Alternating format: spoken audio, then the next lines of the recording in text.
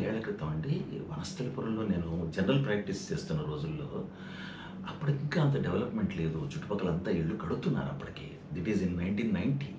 అయితే ఒకాయన రాత్రి నేను క్లినిక్ క్లోజ్ చేసే టైంలో 11కి పరిగెత్తుకుంటూ వచ్చాడు. వచ్చి, "సార్ అర్జెంట్‌గా మా ఇంటికి రావాలండి. మా ఆవిడకి విపరీతమైన తలనొప్పి, వాంతులు తట్టుకోలేకపోతుంది.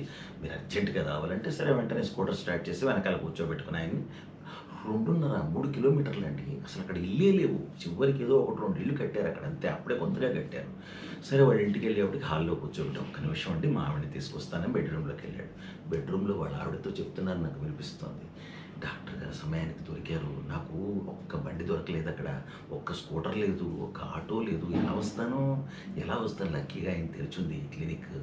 ఆయనకి 2, 3 సార్లు మన ఇంటికొచ్చారు కదా! ఏదో తలనొప్పో, వాంతులో అని చెప్పాను నీకు. కాస్త గట్టిగా తలకి గుడ్డ కట్టేసుకో. ఆయన మంచివాళ్ళే. ఆయన తీసుకొచ్చాడు నన్ను. నా కోసమే, నీ కోసం తేలేదు. ఏదో దింపుతాడని. అమాయకుడాయన. మంచివాళ్ళే. ఏమనుకోడు. అలాగే. అలా మోసం చేశారనమాట.